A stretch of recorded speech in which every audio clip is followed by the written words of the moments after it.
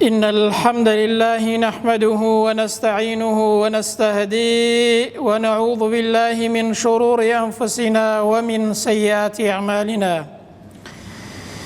أشهد أن لا إله إلا الله وحده لا شريك له وأشهد أن محمدًا عبده ورسوله.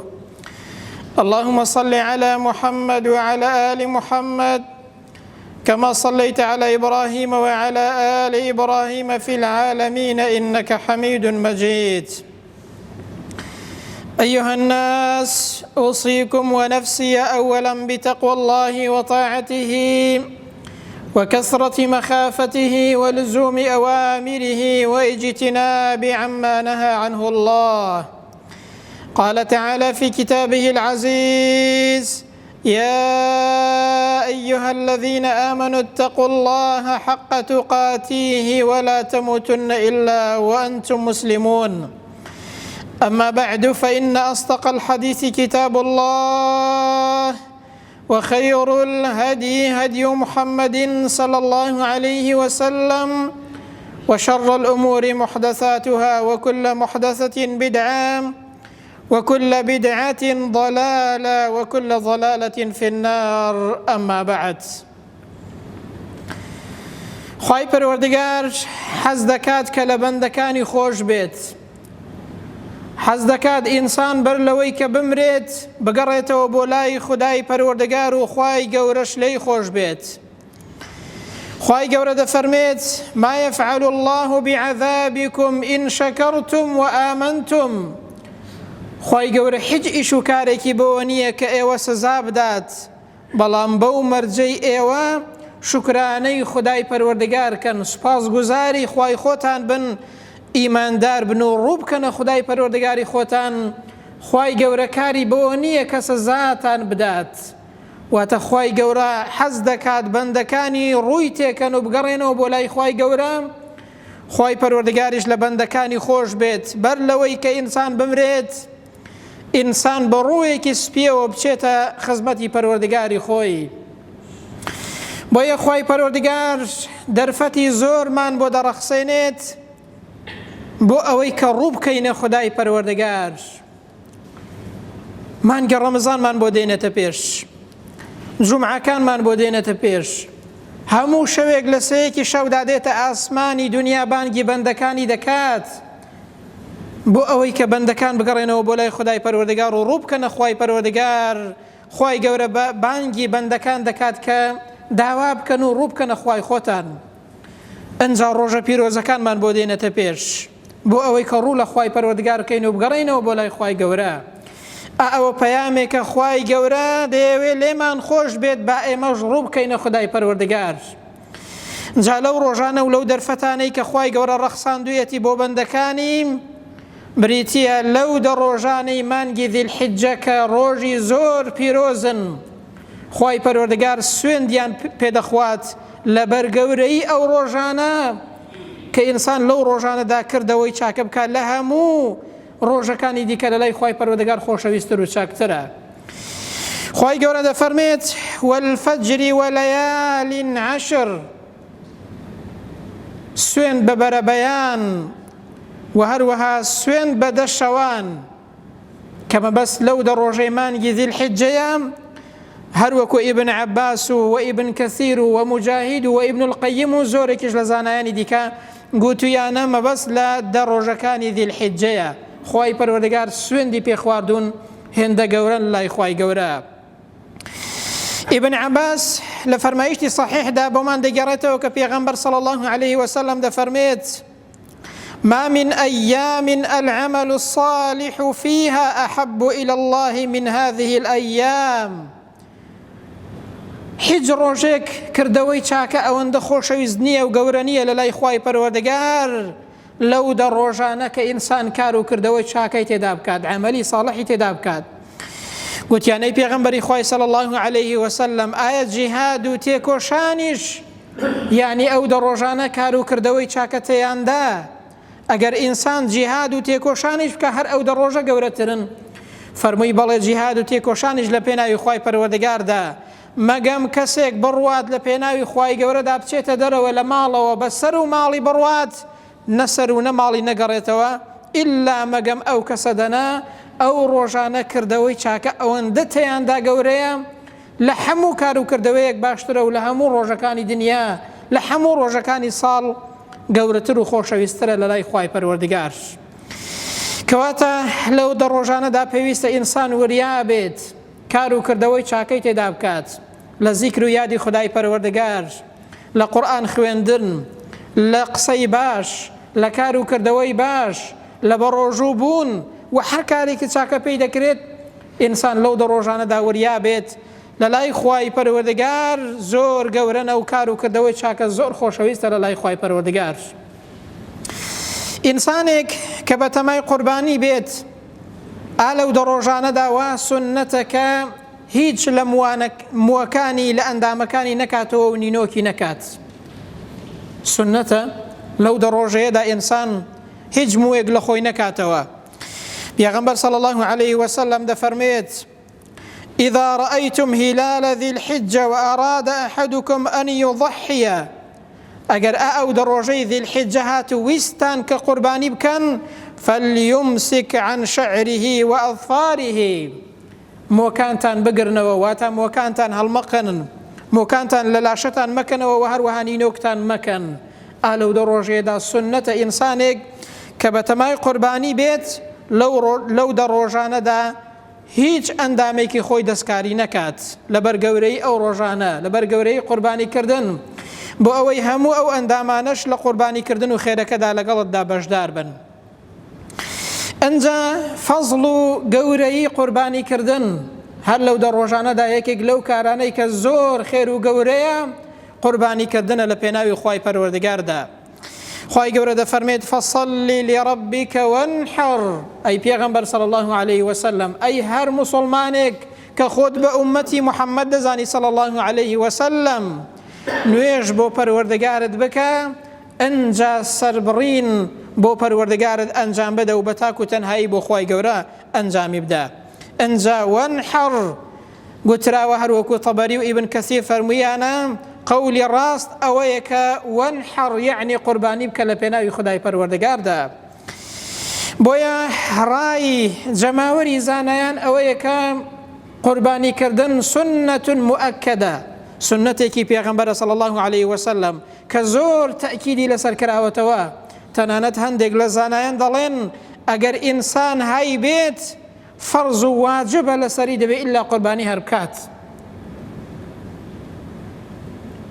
پیغمبر صلی الله عليه وسلم ضحى النبي صلى الله عليه وسلم بكبشين أملحين أقرنين. پیغمبر صلى الله عليه وسلم لروجي ججنا دو براني كرد قرباني أنجا ذبحهما بيده بدستي خوي پیغمبر صلى الله عليه وسلم سري بري وهاولاني پیغمبريش أنجا أو سنتك زور تأكيد لسر كراوية كإنسان تواناي هبيت لروجي قرباني دا قرباني بكا لبيناوي خوي پروردگار دا یەکێکە لە کارە هەرە خێر و گەورەکان لەو ڕۆژەیەدا کە ئینسان توانای هەبێت.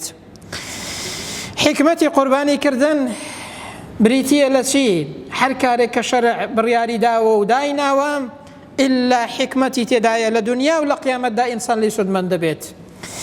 یەکەم لە حکمەتەکانی نزیک بوونەوەی لە خودای پەروەردگار ئینسان وەختێک کارێک دەکات عیبادەتێک ئەنجام دەدات لە خوای پەروەردگاری خۆی نزیک دەبێتەوە. شکری ناز و نیعمەتی خودای پەروەردگارە. دوهەمین لە حکمەتەکانی زیندووکردنەوەی سنەتی ئیبراهیم پێغەمبەرە سەلات و سەلامی خوای پەروەردگاری لەسەر بێت. خوای گەورە وەختێک باسی پێغەمبەرانمان بۆ دەکات دوایە دەفەرمێ فەبیهوداه مقتەدیه کاکە ڕێوشوێن و سنەتی پێغەمبەران بگرن بە ڕێوشوێنی پێغەمبەران دابڕۆن چاو لە پێغەمبەران کەن سەلات و سەلامی خوای پەروەردگاریان لەسەر بێت چونکە ئەوان چاکترین بەندە بوون لەسەر ڕووی زەوی. ئەگەر کەسێک بیەوێ تەماشای هەر کەسێک بکات پێویستە تەماشای پێغەمبەران کات سەلات و سەلامی خوای پەروەردگاریان لەسەر بێت. ئەوەش زیندووکردنەوەی سنەتی ئیبراهیم پێغەمبەرە و سنەتی پێغەمبەری خۆمانە صلی الله عليه وسلم. ئینسان سنەتێک زیندوو دەکاتەوە کە ئەوە لە ڕاستیدا کارێکی زۆر گەورەیە. سێهەم لە حیکمەتەکانی هۆکارێکە بۆ فراوان بوونی ڕزق و ڕۆزی بۆ خۆت، بۆ ماڵ و منداڵت، بۆ دەرو دراوسێکت، بۆ فەقیر و هەژاران. ڕەنگە ئینسان لە غەیری جەژندا، لە غەیری قوربانیدا دڵینێت حەیوانێک بکڕێت و بیوژێتەوە و دابەشی کا یاخود بۆ ماڵ و منداڵی خۆی سەرفی کات و بۆ ماڵ و منداڵی خۆی بەکاری بێنێت، بیدا بە دەرو دراوسێکانی، بیدا بە فەقیر و هەژاران. بەڵام لە جەژندا بەهۆی ئەو سنەتەوە ئینسان دڵی واڵا دەبێت، دەستی واڵا دەبێت بۆ ئەوەی کە قوربانی بکات، دەبێتە هۆی ڕزق و ڕۆزی زیاد بوون بۆ سەر فەقیر و هەژاران و هەروەها بۆ سەر ماڵ و منداڵی خۆشت. کەواتە هەر لە دنیادا خێرە، نەک بۆ قیامەتمان کە خوای گەورە پاداشتی ئینسان دەداتەوە کە قوربانی دەکات، هەر بۆ دنیاش حکمەتی زۆری تێدان. ئەنجا حکمەتێکی دیکەی ئەوەیە کە خۆشەویستی لە نێوانی فەقیر و هەژاردا دروست دەکات. ئینسان وەختێک دەبەخشێت قوربانی دەکات بۆ فەقیر و هەژارێکی دەبات، ئەوە خۆشەویستی لە نێوان فەقیر و هەژاردا دروست دەکات. کەواتە هەم لە دنیادا حکمەتی تێدایە و لە قیامەتیشدا خوای پەروەردگار پاداشتی ئەو کەسە دەداتەوە کە قوربانی لە پێناوی خوای پەروەردگاردا دەکات و سنەتی پێغەمبەران سەلات و سەلامی خوای گەورەیان لەسەر بێ زیندوو دەکاتەوە. ئایا قوربانیکردن دروستە بۆ مردوو، بۆ کەسێک کە مردووە دروستە ئینسان قوربانی بۆ بکات؟ زۆر کەس پرسیار دەکات، زۆر کەس دەپرسێت ئایا مامۆستا دروستە ئینسان قوربانی بۆ مردوو بکات، کەسێک کە مردووە قوربانی بۆ بکات؟ ڕای جیاوازی تێدا هەیە، بەڵام پێم وایە ئەو ڕایە پەسەند و باش و گونجاوە کە دروستە ئینسان ڕاستەوخۆ قوربانی بۆ مردوو بکات. ئیبن تەیمیە لە مەجموع فتاوەدا دەڵێت هەروەکو چۆن دروستە بە ئینسان بۆ مردوو حەج بکات و هەروەها خێر بکات کە هیچ ئیشکالی تێدا نییە و فەرمایشتی لەسەرە، ئاوەهاش دروستە ئینسان قوربانی بۆ مردوو بکات. تەنانەت لە مەزهەبی ئیمامی ئەحمەددا دەڵێت قوربانیکردن بۆ مردوو باشترە وەک لەوەی کە بۆ زیندوو. بۆچی؟ چونکە ئەو کەسەی کە مردووە ناتوانێت قوربانی بکات، ناتوانێت خێرێک بۆ خۆی بکات. بەڵام ئینسان خزم و کەس و کارێکی هەیە، دایک و باوکی هەیە کە مردووە، قوربانی بۆ دەکات، خێرێکی بۆ دەکات، ئەوە شتێکی زۆر باشە، خێر و پاداشتەکە ئیشەڵڵا خوای گەورە پێی دەگەیەنێت. ڕای جیاوازی تێدا هەیە، بەڵام پێم وایە ئەو ڕایە گونجاوە کە دروستە ئینسان بۆ کەسێکی مردووش قوربانی بکات. ئەگەر وەسێتی کردبێ ئەو هیچ ئیشکالی تێدا نییە. ئەگەریش لەگەڵ زیندوەکاندا بیکەیە بەش، بۆ نمونە کەسێک قوربانیەک دەکات دەڵێ بۆ خۆم و ماڵ و منداڵم و هەروەها بۆ باوک و دایکم کە مردوون، ئەوەش هیچ ئیشکالی تێدا نییە. ئینسان ڕاستە و خۆش دەتوانێت بۆ کەسێکی مردوو قوربانی بکات بە پێی ڕاو بۆ چوونی ئەو زانایانەی کە پێیان وایە دروستە ئینسان قوربانی بۆ مردوو بکات. دەرەنجامی کۆتایی ئەو بابەتە ئینسان چ سوودێکی لێ دەبینێت؟ خوای پەروەردگار ئەو دە ڕۆژانەمان بۆ دێنێتە پێشەوە، ڕۆژانی دیکە و دەرفەتی دیکەمان بۆ دێنێت. ئایا ئەوە چیمان پێ دەڵێت لە ڕووی پەروەردەیی و ئیمانیەوە سوودی چی لێ دەبینین؟ دەرەنجامی کۆتایی ئەو بابەتە چی بە ئێمە دەڵێت؟ ئەوەمان پێ دەڵێت کە خوای پەروەردگار دەیەوێت لێمان خۆش بێت. والله یورید أن یتوب عەلەیکم، خوای گەورە خۆی فەرموویەتی خوا دەیەوێت لێتان خۆش بێت. ئەی موسڵمان ناتەوێت خوا لێت خۆش بێت؟ خوا خۆی دەفەرمێ والله یورید أن یتوب عەلەیکم، کاکە خوا دەیەوێت لێتان خۆش بێت، بەڵام خۆ دەبێ ئێمەش ڕوو بکەینە خوای پەروەردگار، خۆ دەبێ ئێمەش ڕوو بکەینە خوای گەورە و بگەڕینەوە بۆ لای خوای گەورە. خۆ ئینسان ئەگەر ڕوو لە خوای گەورە وەرگێڕێت، ئایا خوای گەورە چۆن لێی خۆش بێت؟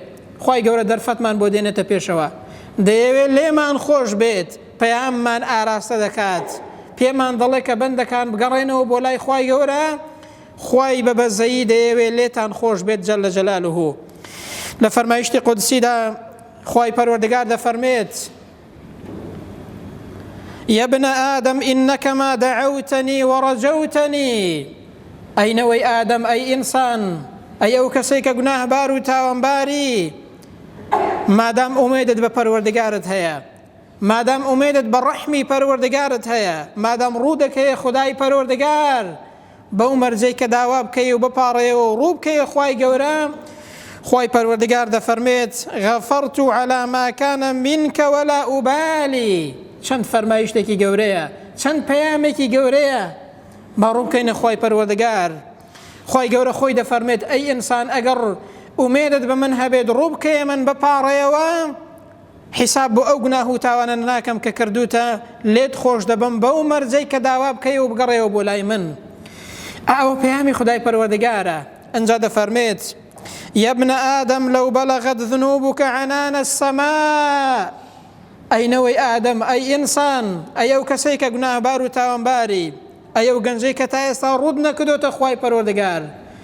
ئەوە پەیامی خودای پەروەردگارە. خوای گەورە بانگمان دەکات، پێمان دەڵێت ئەگەر گوناه و تاوانەکانتان هێندە زۆر بن بگەنە ئاسمان و بگەنە هەورەکان، پڕی دنیا بن، مادام گوناهێکە لە نێوانی خۆت و خوای گەورەدا حەقی خەڵکت لەسەر نییە. دەفەرمێت خوای پەروەردگار ثم استغفرتني غفرت لك. مادام داوای لۆ خۆشبوون لە من دەکەی، خوای گەورە دەفەرمێ ئەمن لێت خۆش دەبم. دەی چ پەیامێک لەوە گەورەتر هەیە بەڕێزان؟ ئینسانێک گوناهی هێندە زۆر بن بەقەد ئاسمان بگەنە هەورەکان، پڕی دنیا ئینسان گوناهی هەبێت، خوای پەروەردگار هێندە بە ڕەحم و بەبەزەییە بانگیمان دەکات و بانگی بەندەکانی دەکات، بانگی ئینسانی گوناهبار و تاوانبار دەکات، بانگی ئینسانێک کە گوناهبار و کەم و کوڕی هەیە، بەو مەرجەی کە بگەڕێەوە بۆ لای خوای گەورە. خوای پەروەردگار دەفەرمێ حیساب بۆ ئەو گوناهانە ناکەم کە کردوتە، لێت خۆش دەبم. دەی با بگەڕێنەوە بۆ لای خوای پەروەردگار. بەڕێزان، خوای پەروەردگار دەرفەتمان بۆ دێنێ، دەیەوێت لێمان خۆش بێت. خۆی دەفەرمێت خوای گەورە دەیەوێت لێتان خۆش بێت. دەی بەندەکان ئێوەش ڕوو بکەنە خوای پەروەردگار و بگەڕێنەوە بۆ لای خوای پەروەردگار. دوعا دەکەین و دەپاڕینەوە یا ڕەبی خوای گیان یەکێک بین لەو کەسانەی کە لەو دە ڕۆژانەدا قەڵەمی عەفودێنی بەسەر گوناه و تاوانماندا و لێمان خۆش دەبی. یا ڕەبی خوای گیان یەکێک بین لەو بەندانەی کە لەو ڕۆژانەدا عەفو دەکرێن، گوناهەکانیان لەلایەن تۆوە لێخۆشبوونیان دەبێت و گوناهەکانیان دەسڕێتەوە لەلایەن تۆوە ئەی خوای پەروەردگار. یا ڕەبی خوای گیان هیدایەتمان دەی، یا ڕەبی خوای گیان لێمان خۆش بی، یا ڕەبی خوای گیان وامان لێ بکەی کە بتوانین بەر لەوەی کە بمرین تەوبە بکەین و بگەڕێنەوە بۆ لای تۆ بەندەیەکی ساڵح و چاکی تۆ بین. یا ڕەبی خوای گیان کردەوەی چاکەمان بکەی قسمت لەو دە ڕۆژانەدا، لە پاداشت و گەورەی ئەو دە ڕۆژانە بێبەشمان نەکەی. یا ڕەبی خوای بە ئیمانەوە بمانژێنی، بە ئیمانەوەش بمان برێنی. یا ڕەبی خوای گیان لە ناخۆشی و ناڕەحەتیەکانی دەشتی مەحشەر پارێزراومان کەی، هەمومان بە بەهەشتی پڕناز و نیعمەتی خۆت شاد کەی و لێمان خۆش بی. آمين. أقول قولي هذا وأستغفر الله لي ولكم وبعد أعوذ بالله من الشيطان الرجيم. ربنا آتنا في الدنيا حسنة وفي الآخرة حسنة وقنا عذاب النار. اللهم آمين.